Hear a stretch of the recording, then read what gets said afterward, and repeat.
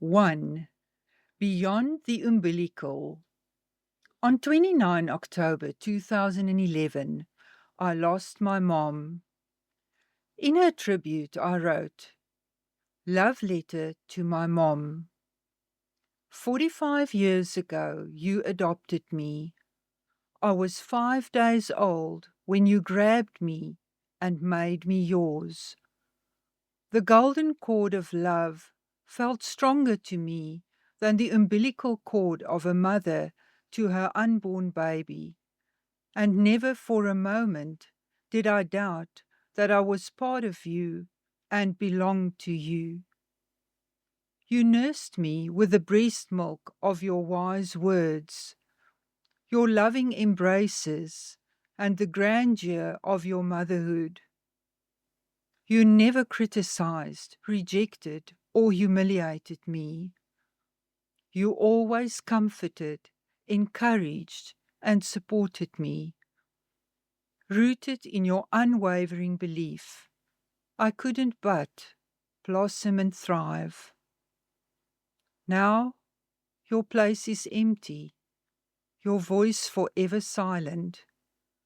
Never again will I fall into your firm, loving embrace, or hear your gentle footsteps echoing through our home.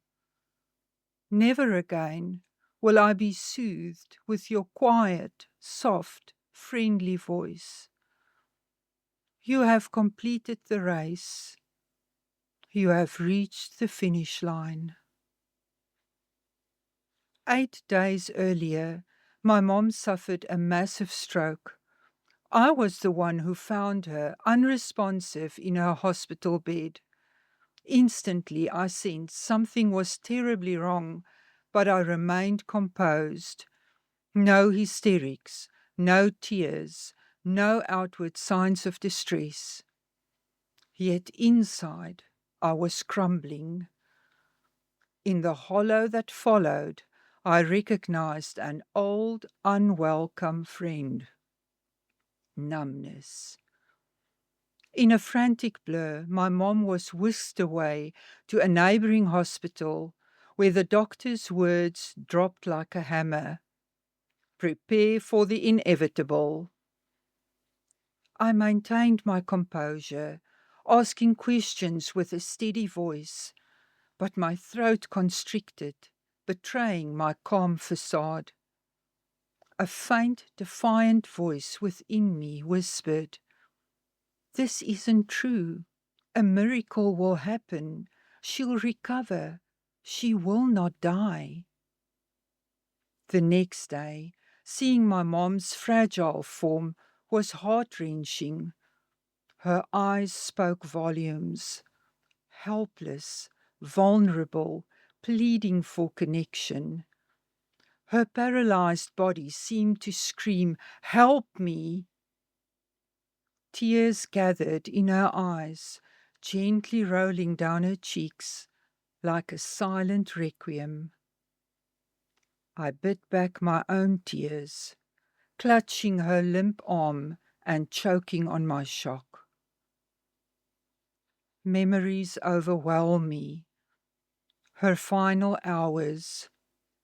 I gently cradle her hand, witness her labored gasps, watch her life slip away. Words tremble on my lips, but silence whisks them away. When she released her final sigh, it was unmistakably her last breath. Her body gently shuddered, and a deadly silence enveloped us. Dark death's ominous presence filled the room. My uncle and his wife summoned nurses, rearranged her onto her back, and swiftly exited, awkwardly yet thoughtfully, leaving me alone with her to bid her farewell. The weight of my emotions finally cracked, and I wept with abandon. As I write these words, memories come flooding back. Tracing her face, touching her hair, grasping her arm. I stared, transfixed, as her lips and nails turned blue. Time lost meaning, but a gentle voice within whispered, "Enough tears. She's gone. Face the truth." I steeled myself. Make peace. Be strong. Move forward. 5 years of shared memories under one roof, now reduced to echoes.